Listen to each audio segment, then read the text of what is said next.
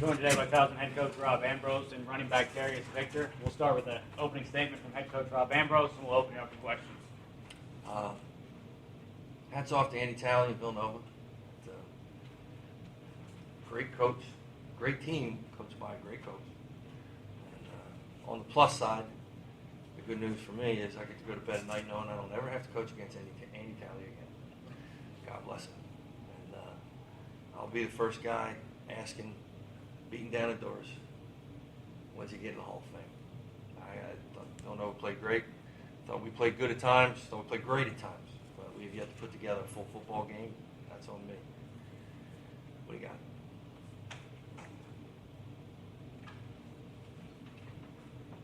Questions for our coach and student athlete. What were some of the things that Villanova was doing that made things challenging for you guys today? Put their helmets on. No, seriously. I'm giving Villanova all the credit in the world because they came out. Offensively, they were amazing in the first half. I don't think I've seen a lopsided statistical half as I did in the first half. And they didn't do anything we didn't know they were going to do. And watching us play defense in the second half, I smiled a little bit and went, oh yeah, now I remember why we went to practice all week. Could have used that in the first 30 minutes. Until we find a way to play for 60 minutes, we're going to have a hard time winning ball game. Well, how much has Zach improved? Zach the Dutch improved for them. You had 2 pick sixes against them last year. Today he's 20 for 26, 230, and 3 TDs. It's impressive, wasn't it? I'm sure I played quarterback. I'm sure when you have a game like Zach had a year ago, whether you want to admit it or not, that's on the calendar. You get a chance to play him again. And he's got a lot better in a year. I think I said in the press conference a year ago he'd get a lot better in a year than he did. I'm impressed by him. I also want to keep him on the ground and let him know that he's not John Robertson. He's good, but he's not John Robertson. And but he got better. He's impressive. Coach, you mentioned that it's been like a tale of 2 halves in all your games so far this year. What are you telling the team at halftime, or what adjustments are you making where the defense is able to kind of tighten up in that second half? Except we didn't do anything schematically different. We didn't do anything schematically different in the St. Francis game. We just played harder. And we're going to find a way to play harder for 60 minutes, or the individuals that don't like playing harder aren't going to play. Talk about 4th down. You did a lot of 4th down conversions this time around. Mm-hmm. Is this because you're behind the 8 ball and you're just trying to keep things going, like moving? We were behind by multiple scores, and to win the game, we needed to score. So that's why we did it. And the rule book says you got 4 downs to get a first down. We use all 4 on occasion. Coach, you're going to be taking on Richmond after your bye week. How important will it be to beat the Spiders in Richmond?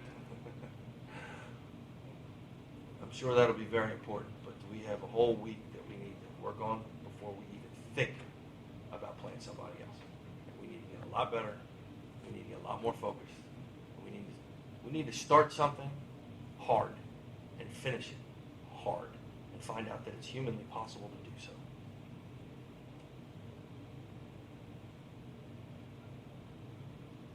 Darius, you talked about Villanova defense running against them today and some of the looks that they showed you. They didn't show us anything that they weren't going to do on tape. They started slanting towards the middle of the game. That was a little different, but other than that, I think they played hard. They flew to the ball, and heads up to them for getting the win.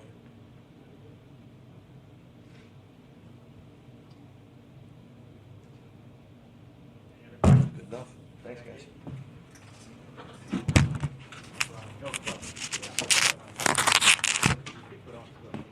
Quarterback Zach Norte, and Coach Andy Talley, defensive end Tano Passanio.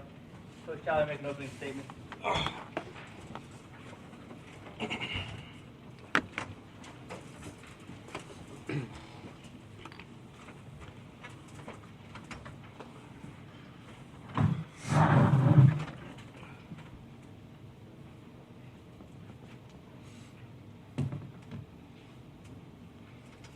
Well, we were obviously very pleased with the way we played.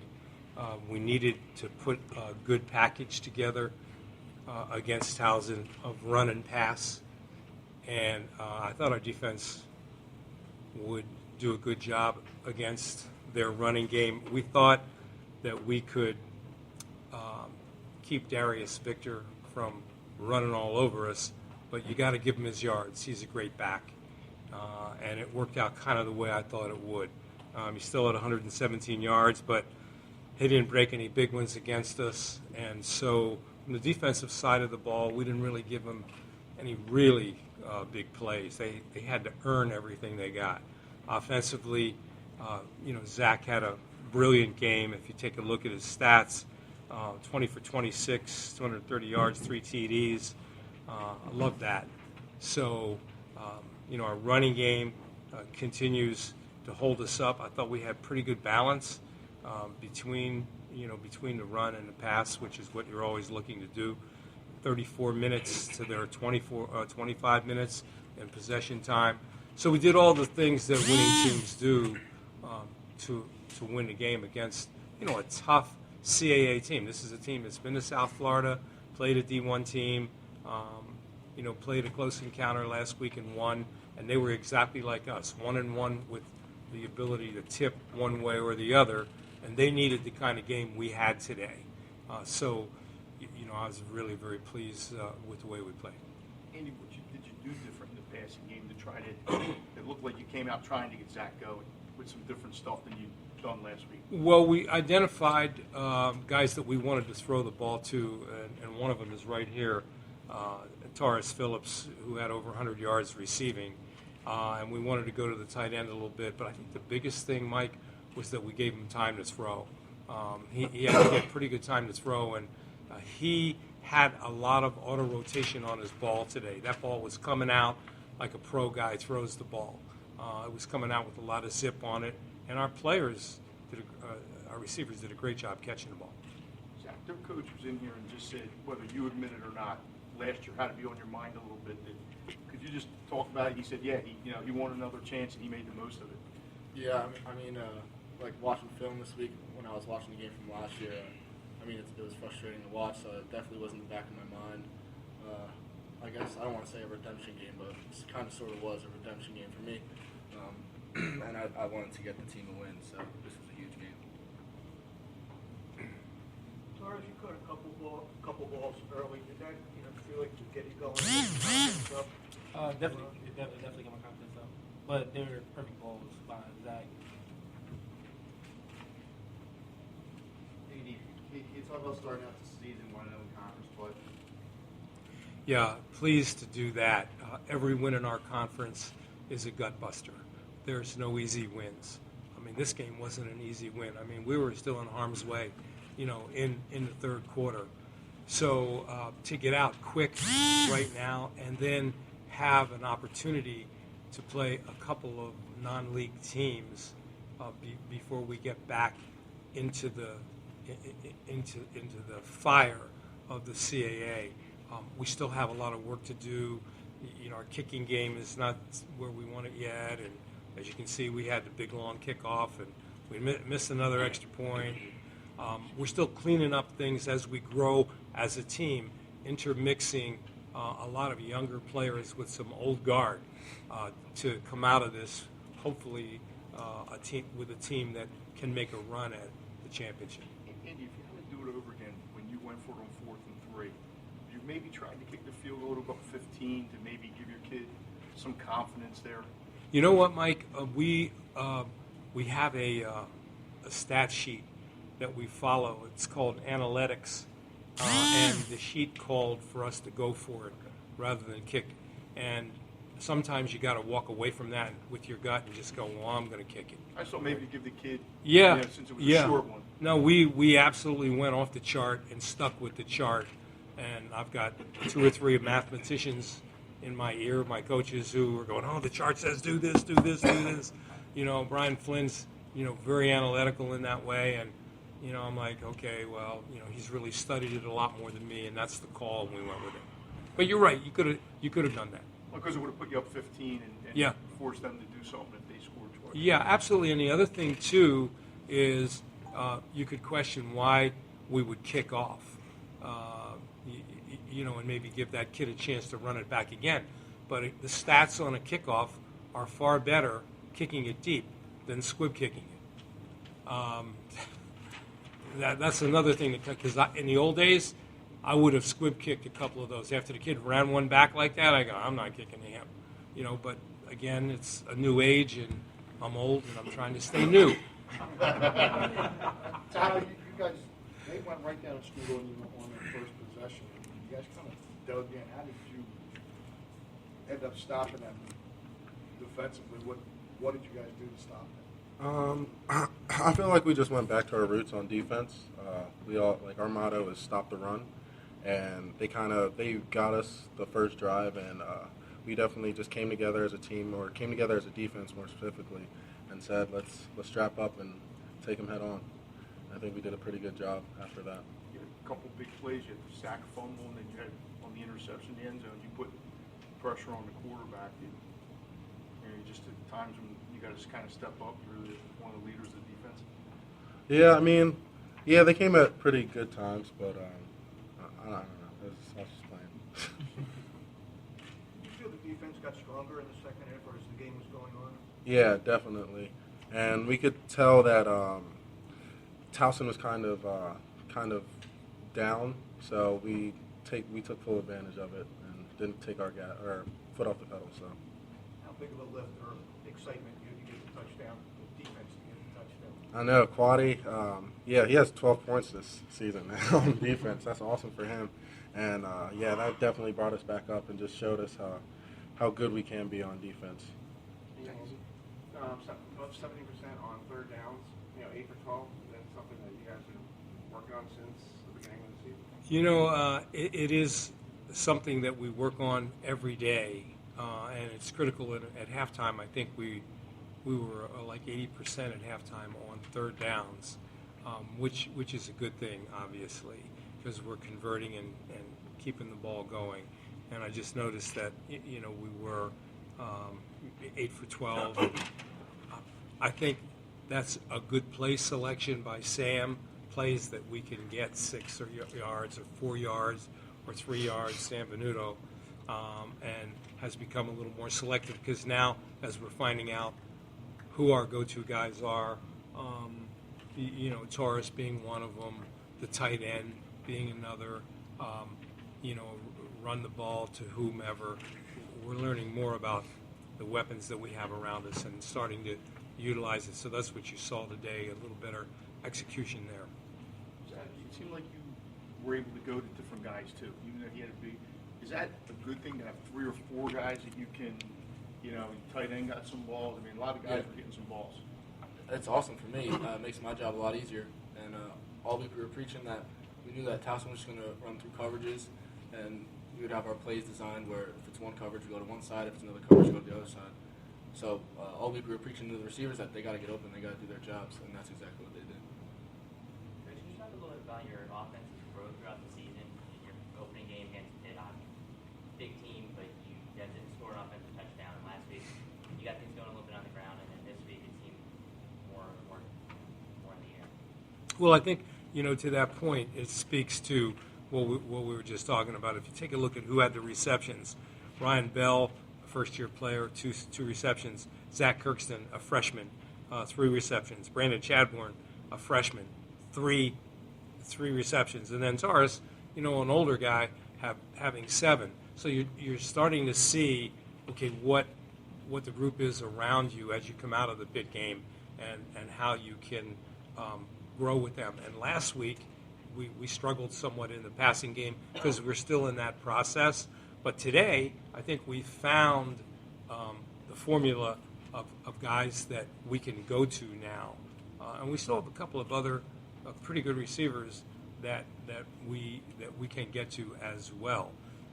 Jared McClinton's one of our top receivers, and he struggled a little bit. He missed a couple of balls, but normally when he's in flow, now you're looking at 4 or 5 guys we can get the ball to as we continue, because we have a good offensive line. We could have one of the best offensive lines we've ever had. So we're going to give him a lot of time, and he's an emerging, outstanding quarterback in this league and in the country. So as he continues to grow and get more confidence and find out who his weapons are, we're going to be better. I didn't think we'd put 40 points on Towson, but there you go. So those things all came together today. Zach, do you have to ensure that they can run the ball today? Can you get more in the air? Can you talk about the importance of showing that type of balance on offense? Yeah, I mean, last week was a great win, but we knew that we wouldn't be able to rush for 300 or 400 yards, however many yards we had last week. So, I mean, to be a good team, you got to have a balanced attack. So all week we were preaching that receivers got to get open because we're going to have to be able to pass the ball, especially if Towson's blitzing on us. And we're going to also have to be able to run the ball to keep them honest, keep the linebackers down and stuff. So, I mean, the only way you can be a great team is if you have a balanced offense. Zach, talk about the fumble. What happened?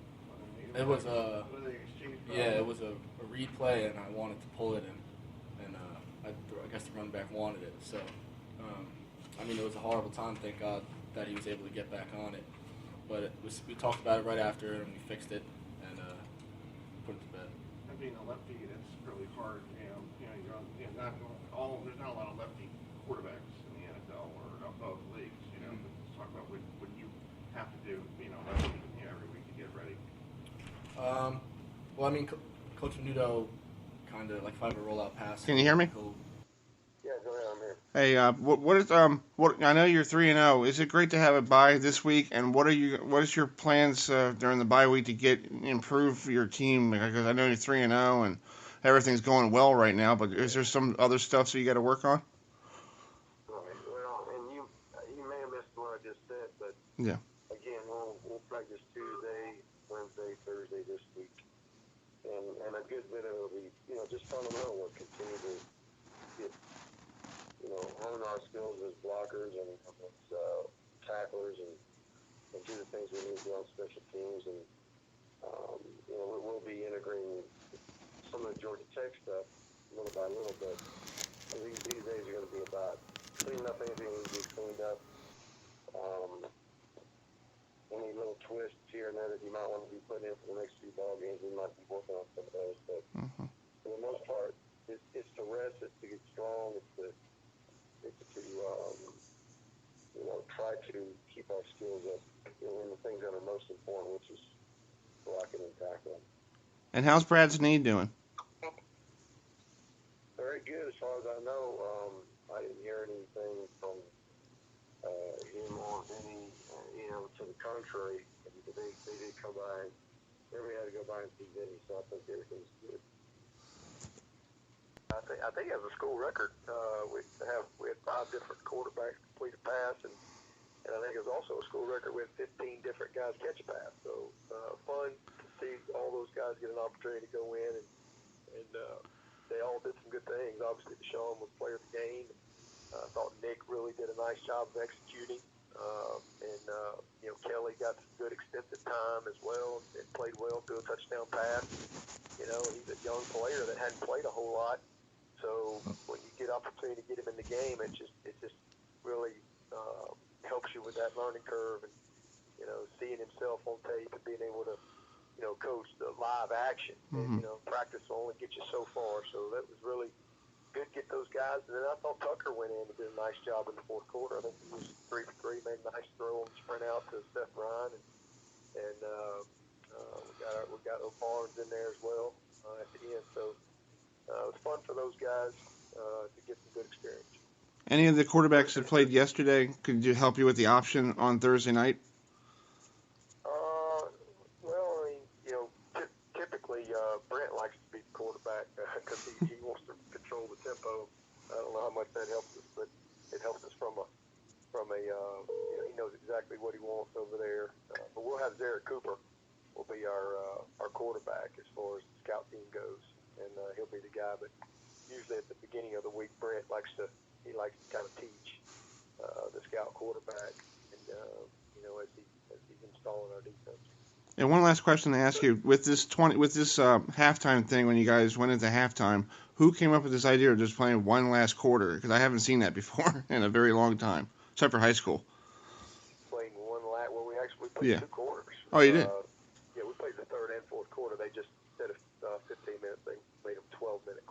Oh, okay. So, but we played 4 quarters, and it was just something the refs came to me and asked me about it, and then I said I wouldn't have a problem with it, and they came back to me in the beginning of when we got out there for the third quarter and said, hey, would you be okay making it 12-minute quarters this last half? And I said, fine.